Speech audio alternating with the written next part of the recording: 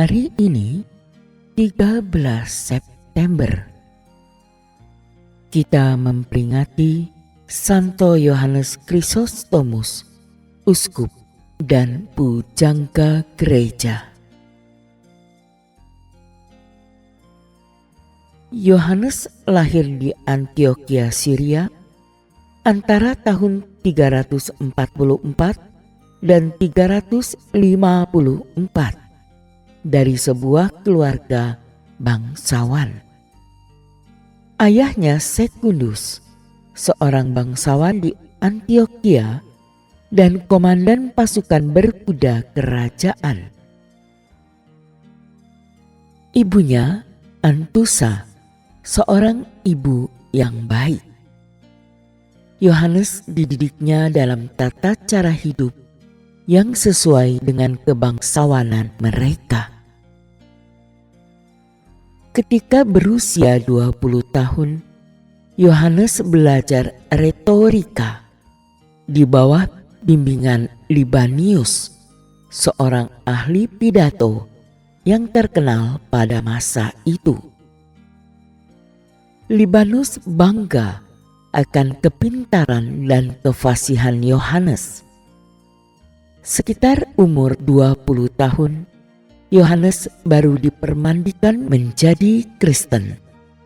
Kemudian bersama beberapa orang temannya, ia mendalami cara hidup membiara dan belajar teologi di bawah bimbingan Diodorus dari Tarsus, seorang pemimpin sekolah teologi Antiokhia. Setelah itu, selama 6 tahun, ia hidup menyendiri sebagai rahib di pegunungan Antiokhia. Sekembalinya ke kota, Yohanes ditahbiskan menjadi diakon oleh uskup Meletius dan pada tahun 386 ditahbiskan menjadi imam oleh uskup Flavian I dari Antiokhia. Ia ditugaskan mewartakan Injil di Antiokhia. Keahliannya berpidato dimanfaatkannya dengan baik untuk menyampaikan ajaran Tuhan kepada umatnya. Khotbahnya menarik dan mendalam. Ia menguraikan makna kitab suci dengan menerangkan arti setiap teks kitab suci bagi kehidupan. Semenjak itu, Yohanes menjadi seorang imam yang populer di kalangan umat. Sepeninggal Nektarius, Patriarkat Konstantinopel, pada tahun 397, Yohanes dipilih sebagai uskup Konstantinopel. Pada masa itu, hidup susila penduduk kota sangat merosot. Hal ini mendesak dia untuk melancarkan pembaharuan hidup moral di seluruh kota dan di kalangan rohaniwan. Kepandaiannya berpidato dimanfaatkannya untuk melancarkan pembaharuan ini. Khotbahnya sungguh tepat dan mengena, tegas dan terus terang. Sabda Tuhan diterapkannya secara tepat sesuai situasi kehidupan susila umat. Oleh karena itu, ia dibenci oleh pembesar-pembesar kota dan uskup lainnya.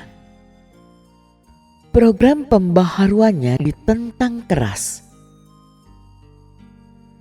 Dalam suatu sinode di Ok, sebuah desa di Kalsedon, ia dikucilkan oleh uskup-uskup lainnya.